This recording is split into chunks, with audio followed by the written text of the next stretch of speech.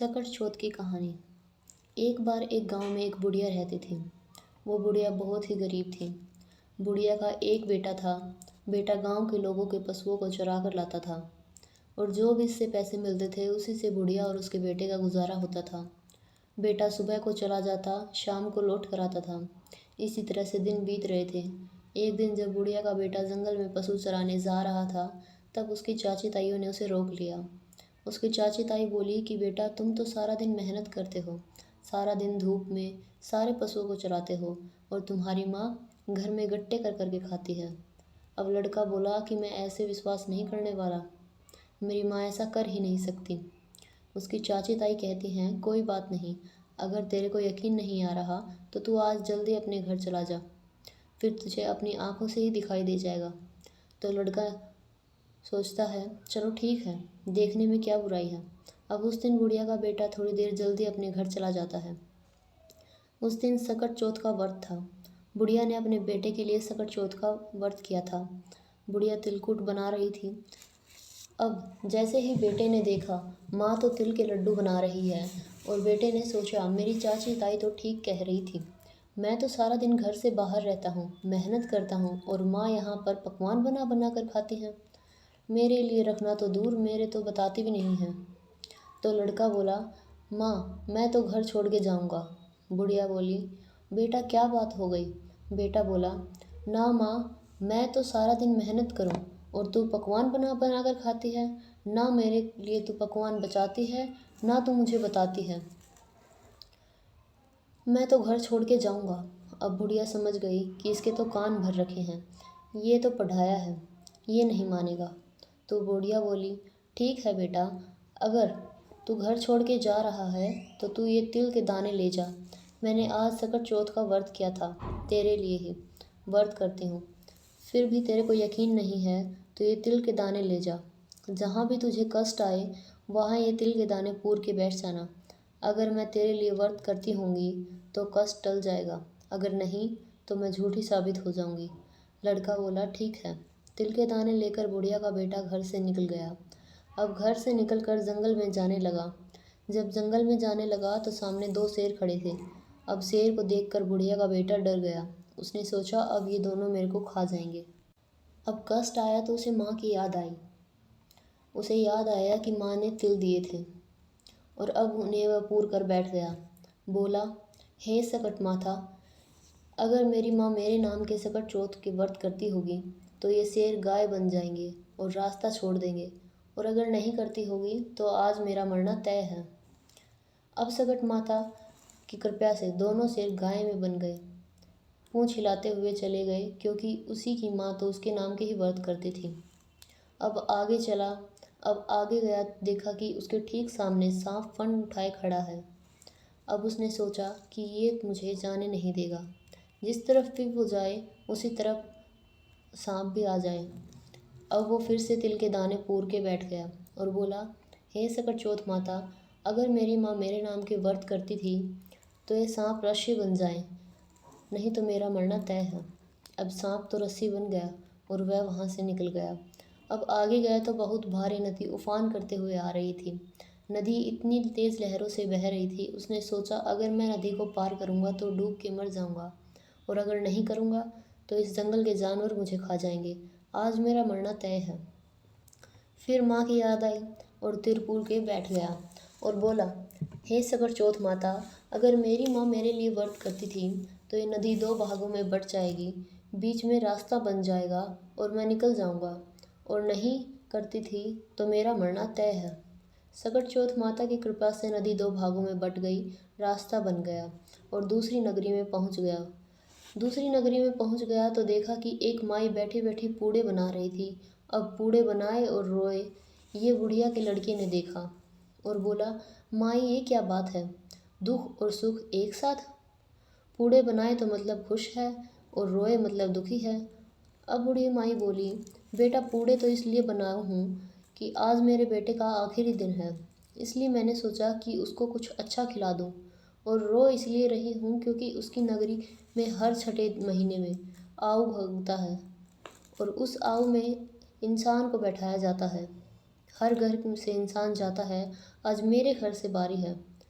और मेरे एक ही बेटा है, उसके अलावा मेरे जीने का कोई सहारा नहीं है। अपनी औलाद के इस दुख में रो रही हूँ। अब वो बोला, माई तू ये पूड़े मुझे खिला दे, तेरे बेटे के बदले मैं चला जाऊँगा।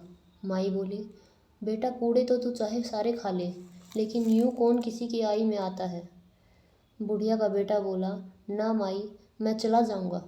फिर बुढ़िया के बेटे ने पेट पूड़े खा लिए और सो गया। अब रात आई, राजा के सिपाही आए। जैसे ही सिपाही आए, माई कभी दरवाज़ा खड़काए और कभी कुंडी, तो कभी बर्तन बजाए। पराए पुत को कैसे जगाए। अब आवाज़ सुन के बुढ़िया का बेटा जाग गया। वो बोला, माई आ गए क्या। माई बोली, हाँ बेटा आ गए हैं।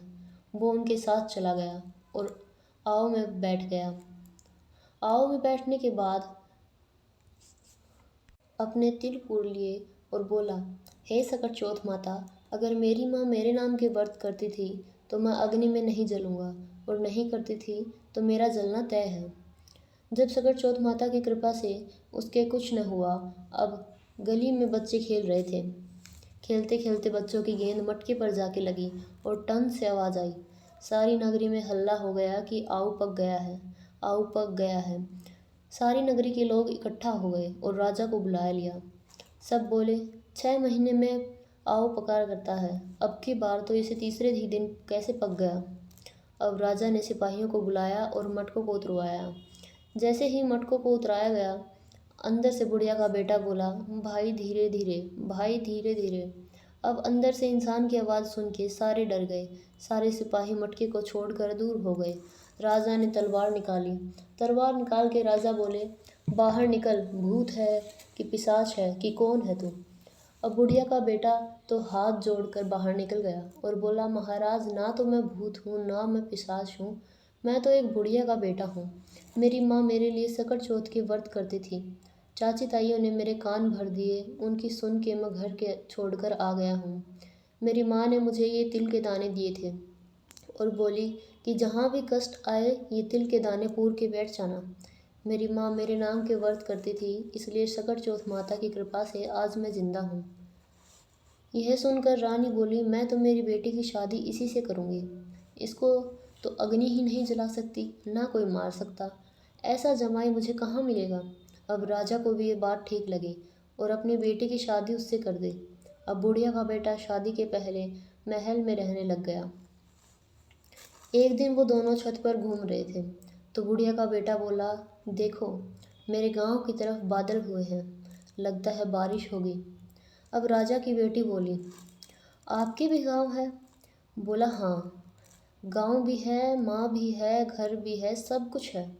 फिर राजा की बेटी बोली, फिर हम यहाँ क्यों हैं, चलो अपने गांव चलेंगे। तो बुढ़िया का बेटा बोला, ठीक है, अपने पिताजी से आज्ञा ले ले और हम चल देंगे। अब राजा की बेटी राजा से बोली, पिताजी पिताजी, आपके जमाई अपने घर जाना चाहते हैं। तो राजा बोले, बेटी ये तो बहुत ही अच्छी बात है। दूर जमाई लाख जमाई, घर जमाई खाक बराबर। तुम अपने घर जाओ, खुश रहो, ये तो बहुत ही अच्छी बात है। अब राजा ने अपनी बेटी को खूब सारा अन्न धन दे के विदा कर दिया। अब दोनों अपने घर चल दिए। जब बुढ़िया का बेटा अपने गांव के पास आ गया, तब उसने सिपाहियों को भेज दिया कि जाओ मेरी माँ को बता दो कि उसका बेटा आया है। जैसे ही सिपाही घर गए, उन्होंने देखा कि बूढ़ी माई तो अंधी हो गई है। बेटे के जाने के बाद रो रो कर दिखना ही बंद हो गया है उसे। तो अब सिपाही उसकी माँ के पास जाकर बोले, माँ जी आपका बेटा बहू आए हैं। तो बुढ़िया बोली, बेटा गांव के लोग और देवरानी जेठानी तो बोली मारे ही हैं, तुम भी क्यों बोली मारे हो। मुझे तो ये भी नहीं पता मेरा बेटा जिंदा है या नहीं, किस हाल में होगा, उसे तो निकले ही बहुत समय हो गया है। सिपाही बोले, माँ जी मजाक नहीं कर रहे हैं, आपका ही बेटा आया है। अब सारा गांव इकट्ठा हो गया। बुढ़िया ने तो लोहे की आंगी पहन ली और बोली, हे सकट चौथ माता, अगर ये मेरा बेटा होगा तो दूध की धार मुंह में लगे। अब दूध की धार सीधी बुढ़िया के बेटे के मुंह पे लगी। सारी मूछें भीग गई। सारे गांव में हल्ला मच गया, बुढ़िया का बेटा आया, बुढ़िया का बेटा आया। सकट चौथ माता की कृपा से बुढ़िया को दिखाई देने लगा। बुढ़िया ने देखते ही अपने बेटे को गले लगा लिया। बेटा भी अपनी माँ के पैरों में पड़ गया। माँ, मेरे से गलती हो गई। चाची ताइयों के पढ़ाई में आने में मैं घर छोड़ गया।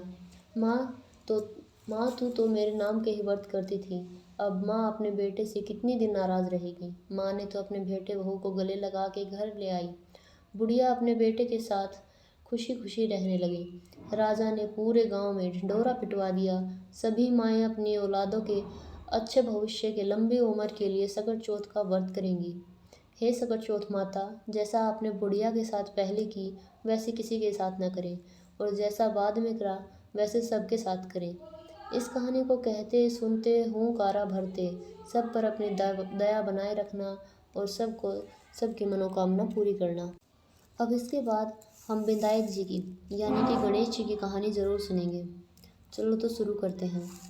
एक बार एक देवरानी और एक जेठानी थी। जेठानी गरीब थी, देवरानी अमीर थी। तो जेठानी देवरानी के घर काम करने आती थी। काम करके जो भी बचा हुआ खाना होता था उसे वो ले आती थी और अपने बच्चों को खिलाती थी। इसी तरह से जेठानी का घर चल रहा था। एक दिन आया सकट चौथ का व्रत। अब जेठानी ने व्रत कर लिया, इसलिए देवरानी के घर काम करने नहीं गई। काम करने नहीं गई तो घर में कुछ खाने को भी नहीं आया। अब बच्चे आए और बोले, माँ कुछ खाने को दे दो, कुछ खाने को दे दो। अब खाने को कहाँ से दे दें, काम करने तो गए ही नहीं। इतनी देर में उसका आदमी आ गया। आदमी ने देखा बच्चे भूख के मारे रो रहे हैं और ये अपना व्रत करके बैठी है। बच्चों को रोता देख के आदमी को गुस्सा आ गया और उसे बहुत मारा। अब पीट कूट कर बेचारी कोने में जाकर बैठ गई। वहीं पड़े पड़े शाम हो गई। शाम को आए विनायक बाबा। अब विनायक महाराज को शौच के लिए जाना था। बोले, बेटा शौचालय कहाँ है, मुझे तो शौच के लिए जाना है। अब वो बोली, महाराज कहाँ के शौचालय, जहाँ मन करे वहाँ कर लो, सारा घर पड़ा है।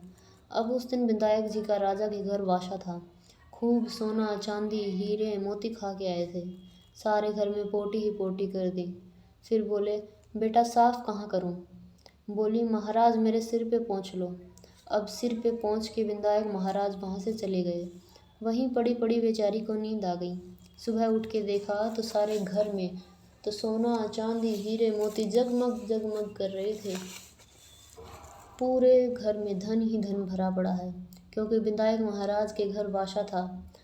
उस दिन खूब सोना चांदी खा के आए थे। अब पूरे घर में धन ही धन, जहाँ देखो वहाँ धन। वह उसे समेटने में लग गई। सुबह से शाम हो गई। देवरानी ने अपने बच्चे को भेजा, अपनी ताई को बुला के लाओ। कल भी नहीं आई काम करने, आज भी।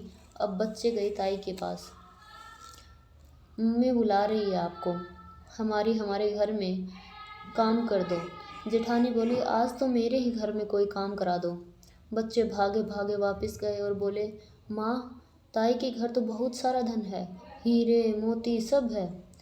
ताई तो उसे समेटने में लगी हुई है। अब देवरानी भागी भागी गई और बोली, दीदी दीदी क्या करा, आन करा बिनान करा, क्या जादू टोना करा। जेठानी बोली, बहन मैंने तो कुछ नहीं करा, मेरा तो सकट चौथ का व्रत था, तो मेरे घर नहीं आए इसलिए बच्चे भूखे थे और उनको भूखा देख के तेरे जेठ ने मुझे बहुत मारा। यहीं कोने में पिट के पड़ी रही। रात को विनायक महाराज आए, बोले शौचालय जाऊंगा। मैंने बोला यहीं कर लो। फिर बोले हाथ कहाँ पोंछूं, तो मैं बोली मेरे सिर में पोंछ लो। सारी बात सुन के देवरानी घर गई और अपने आदमी को बोली, मुझे मार। उसका आदमी बोला, निर्भाग, वो तो भूखी प्यासी बेटी थी, तू तो धाए धापी में क्यों पिट रही है।